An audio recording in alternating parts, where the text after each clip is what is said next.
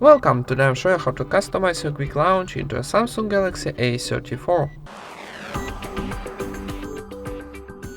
First of all, open your settings and find here Advanced Features option, this one.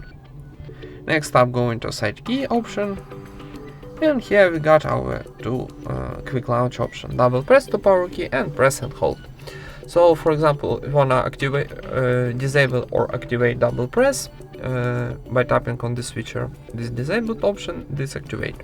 And when we activate double press, we can change, for example, quick launch camera or open up.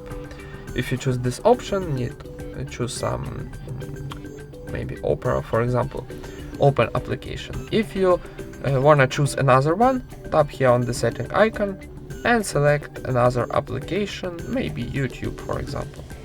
Okay, and press and hold option, it's wake up Bixby or power off menu.